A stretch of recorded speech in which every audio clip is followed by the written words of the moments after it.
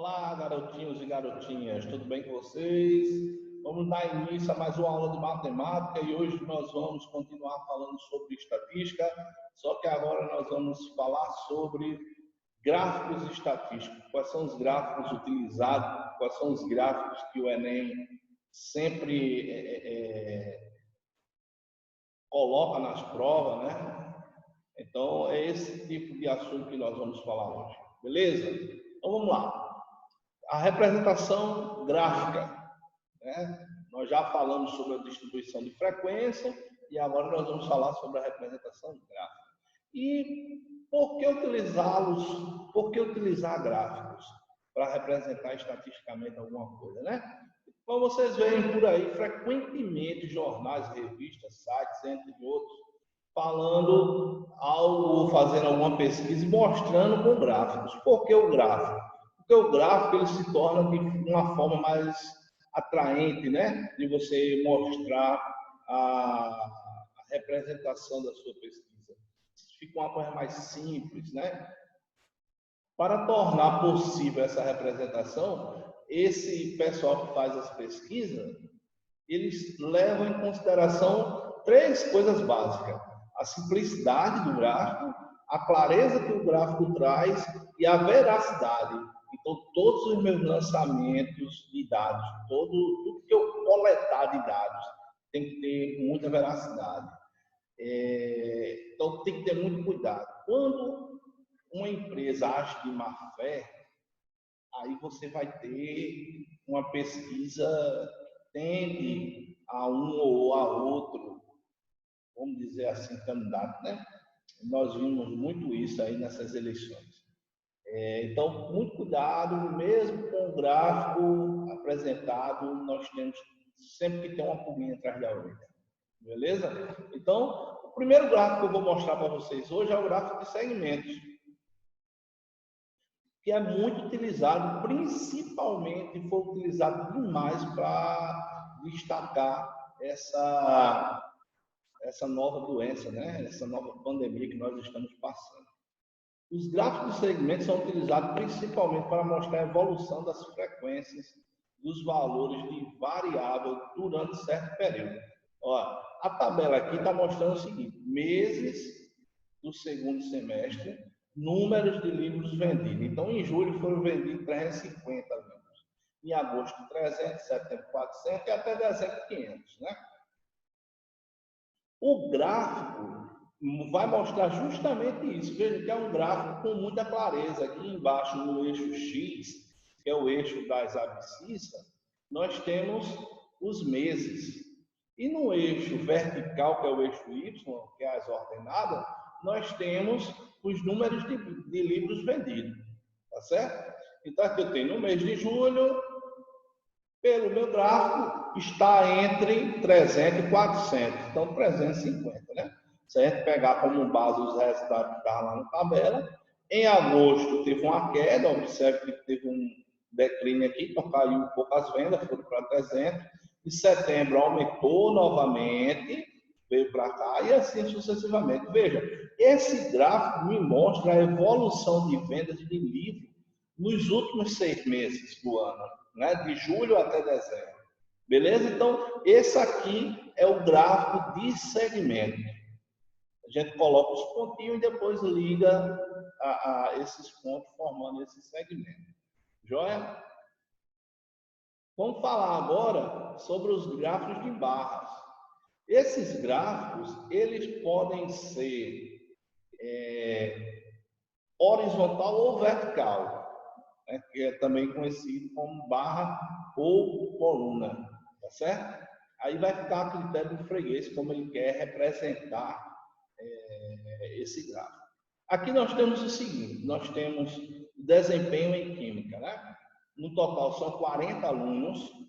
Esses 40 alunos tiveram ótimo 10%, 25% foram 10 alunos que tiveram rendimento ótimo, 35% que corresponde a 14 alunos bom, regular 10 que corresponde a 25% e insuficiente 6 que corresponde a 15%.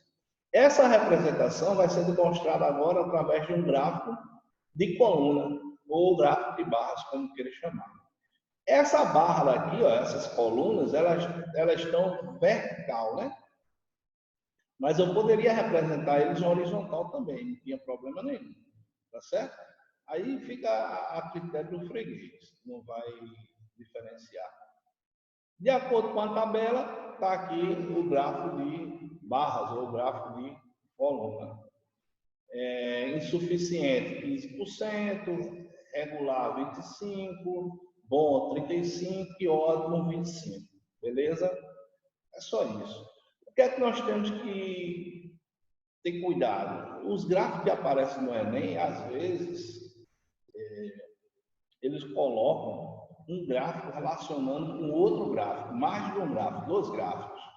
Aí você tem que fazer uma relação entre os 2 gráficos. E aí, às vezes, são gráficos de pizza, eu vou falar em seguida, são gráficos de segmento. É essa parte mesmo que vocês vão ter que analisar com bem calma mesmo, para não cometer erro, que é uma parte fácil aí que dá para resolver tranquilo. Continuando, gráfico de setores, talvez aqui seja um pouco mais complexo, porque vai se trabalhar com ângulos, tá certo? Com algumas coisas proporcionais. Então, os gráficos de setores, eles apresentam dados em um círculo, né? Aquele famoso gráfico de pizza, tá? Nesse tipo de representação, nós temos uma relação diretamente proporcional entre a área e o ângulo de cada componente, tá? Eu não posso desenhar o gráfico de pizza de qualquer maneira. Ele vai representar através de uma proporção a questão do ângulo e da área. Exemplo. Vamos lá para um exemplo para ver se fica claro. Os produtos de alta tecnologia, como aviões, não têm grande participação nas exportações brasileiras. Somente 7,3% das vendas nacionais são de mercadorias de alta tecnologia.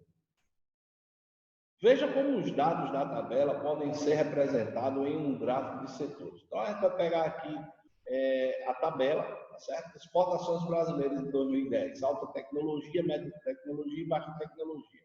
Quando eu faço a soma daqui de todos os resultados que eu coletei aqui, ó, o resultado tem que dar 100%. Isso quer dizer o seguinte, pessoal, que a minha pizza, ou o meu gráfico do setor, ele tem que ser uma circunferência completa, né? Então, aqui eu vou pegar alta tecnologia, 7,3%, está aqui destacado de azul. Baixa tecnologia, 41,5%. E média tecnologia, 51,2%. Ora, lembre que essa representação aqui em porcentagem, isso corresponde à frequência relativa, né? Nós temos a frequência relativa aqui presente. 7,3% é a frequência relativa. Como é que a gente sabe esse ângulo daqui, ó? Vou destacar aqui para vocês. O vermelho. Como é que eu faço para medir esse ângulo? Como é que eu sei que ângulo é esse? Como é que eu sei que ângulo é esse? E como é que eu sei que ângulo é esse? Né? E aí vai entrar um pouco de conhecimento de geometria, né? Eu estou dizendo que esse pedaço aqui, 7,3, corresponde a 7,3% da circunferência. E uma circunferência tem quantos graus? 360 graus. Né? Então, eu vou calcular 7,3 da circunferência. Então, como existe essa proporcionalidade, ó, 100% corresponde a 360 graus, que é uma volta toda da circunferência, e 7,3% corresponde a 26 graus. Então, esse ângulo daqui, ó, é 26 graus, aproximadamente. Certo? De forma analógica, os demais também. O 41,5 corresponde a 150 e 51,2 corresponde a aproximadamente 184 graus. Então, é só ter cuidado, fazer essa relação, essa continha aqui com calma, com paciência. Lembrar sempre de fazer a proporção, tá certo? Nas próximas aulas eu vou trazer algumas questões que caíram no Enem, para a gente tentar resolvendo aqui, tá? Para vocês verem que não tem mistério, é só conta básica. Aqui aproximadamente 26 graus. Aí ele poderia também inverter a situação, ele poderia dar os valores aqui, ó, tudo em graus, e pedir qual é a porcentagem ou a quantidade, dependendo de como ele vai trabalhar, tá certo? Então, nossa aula de hoje fica por aqui e até a próxima, se Deus quiser deixar e permitir. Beleza? Beijão, show!